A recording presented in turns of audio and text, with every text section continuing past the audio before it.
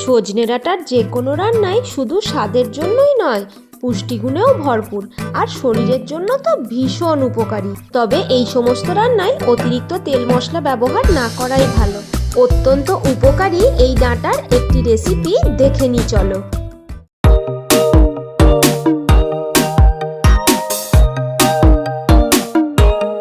সকাল এখন প্রায় 7টা বেজে গেছে। ঘন কালো হয়ে মেঘ ছেয়ে এসেছে, আবার কখনো কখনো মেঘ সরে গিয়ে একটু আলো দেখা দিচ্ছে। ঋতু পরিবর্তনের সঙ্গে সঙ্গে এই সময়ে সজনে ডাঁটা খাওয়া শরীরের জন্য অত্যন্ত উপকারী। এতে প্রচুর পরিমাণে ভিটামিন সি, এ, ক্যালসিয়াম, আয়রন, পটাশিয়াম, প্রোটিন থাকে, যা আমাদের শরীরের রোগ প্রতিরোধ ক্ষমতা বাড়ায়। এই ডাঁটা দিয়ে বিভিন্ন পদ রান্না করা হয়, তার মধ্যে সর্ষে পোস্ত দিয়ে ডাঁটা খেতে কিন্তু দারুণ লাগে। এখানে আমি একটু মোটা দেখে কয়েকটা ডাঁটা নিয়ে নিয়েছি। এই ডাঁটাগুলোকে মিডিয়াম সাইজ করে খোসাটা হালকা একটু ছাড়িয়ে কেটে নিচ্ছি। এই দেখো, এই খোসাগুলো পুরোটা কিন্তু ছাড়াইনি, মাঝে মাঝে দু এক সাইডে কেটে নিয়েছি। এই একইভাবে বাকি ডাঁটাগুলোকেও আমি কেটে নেব। তোমরা ডাঁটার সাইজগুলো ছোট বড় নিজেদের ইচ্ছা অনুযায়ী করে নেবে। আমি ডাঁটাগুলোকে কেটে নিই, ততক্ষণে তোমরা আমার ভিডিওতে একটা লাইক করে দাও আর আমার চ্যানেলটাকেও সাবস্ক্রাইব করে নিও। সব ডাঁটাগুলোরই খোসা ছাড়িয়ে কাটা হয়ে গেছে। এবার ডাঁটাগুলোকে বাটির জলের মধ্যে নিয়ে নিচ্ছি হালকা একটু ধুয়ে নেওয়ার জন্য। এখন গ্যাস জ্বালিয়ে একটা কড়াই বসিয়ে নিলাম। কড়াইটা গরম হতে থাক। এদিকে ডাঁটাগুলোকে একটু কচলে ধুয়ে ডাঁটাগুলোকে এই গরম কড়াইয়ের মধ্যে নিয়ে নেব। এবার এর মধ্যে জল দিয়ে ডাঁটাগুলোকে হালকা একটু ভাপিয়ে নেব। আজ আকাশের অবস্থাটা দেখো, শুধু সারা দিন ধরে শুধু বৃষ্টিই হয়ে যাচ্ছে। এদিকে ডাঁটার মধ্যে হাফ চা চামচ মতো লবণ নিয়ে ঢাকা দিয়ে কিছুক্ষণের জন্য হতে দিলাম। এদিকে ডাঁটাটা হতে থাক। এখানে আমি কিছুটা মশলার পেস্ট বানিয়ে নিয়ে নিচ্ছি।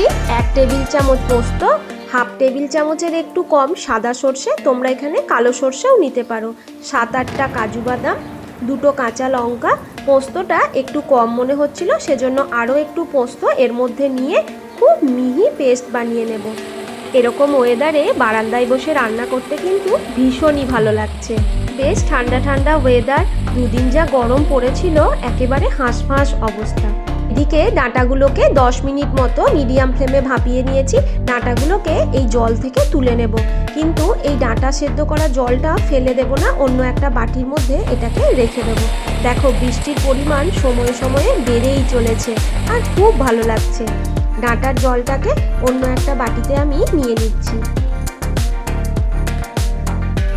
ডাঁটার জলটাকে ঢেলে কড়াইটা পরিষ্কার করে নিয়েছি।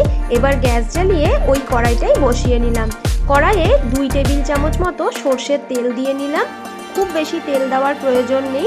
এবার তেলটাকে গোটা কড়াইয়ে একটু স্প্রেড করে নিয়ে নিচ্ছি সামান্য একটু কালো জিরে আর একটা কাঁচা লঙ্কা ফোড়নে দিয়ে দিলাম।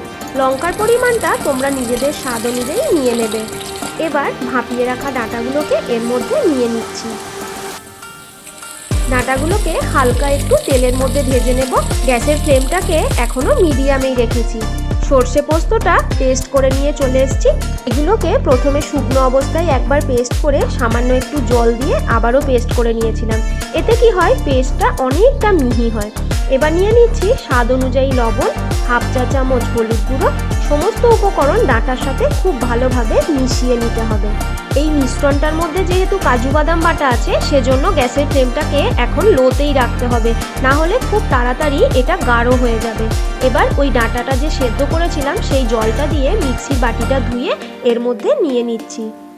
দেখো, লো ফ্লেমে থাকা সত্ত্বেও এটা কতটা গাঢ় হয়ে গেছে কাজু বাদাম বাটা দেওয়ার জন্য। এবার সমস্ত উপকরণ কিছুক্ষণ, এই ধরো 5 মিনিট মতো একটু ফুটিয়ে নেব। দেখো, এই পদটি একদম রেডি হয়ে গেছে। এবার এর মধ্যে নিয়ে নিচ্ছি সামান্য একটু চিনি। যে কোনো নিরামিষ ঝাল ঝাল রান্নায় সামান্য একটু চিনি দিলে টেস্টটা আরও বেড়ে যায়। আর বেটুকে দেখো, বেটুকে বলেছি এটা খেলে শক্তি বাড়ে, রোগ প্রতিরোধ ক্ষমতা বাড়ে। তো ও বলছে আমার এমনিতেই অনেকটা বডি আছে, আমার আর দরকার নেই। তবে কি জানো তো, আমার বেটুও ডাঁটা খেতে খুব ভালোবাসে। ডাঁটা একদম রেডি। গ্যাসটাকেও আমি চিনি দেওয়ার পর বন্ধ করে নিয়েছিলাম। এবার এটাকে একটা প্লেটের মধ্যে তুলে নিচ্ছি। দেখো কতটা লোভনীয় হয়েছে দেখতে, খেতেও কিন্তু এটা দুর্দান্ত হয়। এই যে ডাঁটা ভাপানো জলটা, এটা কিন্তু প্রচুর উপকারী। সামান্য একটু লবণ দিয়ে এটা শুধুই খাওয়া যায়। ডায়াবেটিসের রোগীদের পক্ষে খুব উপকারী। এবার ডাঁটাটার মধ্যে একটু লঙ্কা দিয়ে সাজিয়ে নিলাম। খুব সহজেই কম সময়ে সজনে ডাঁটার সর্ষে পোস্তর রেসিপিটি তোমাদের কেমন লাগলো অবশ্যই আমায় কমেন্ট করে জানিও। যদি ভালো লেগে থাকে একটা লাইক করে দিও, আর আমার চ্যানেলটাকে সাবস্ক্রাইব করে আমার পাশে থেকো। আবারও ফিরে আসবো নতুন কোনো এক মজাদার রান্নার রেসিপি নিয়ে। প্রত্যেককে শুভ ভোজন। টাটা।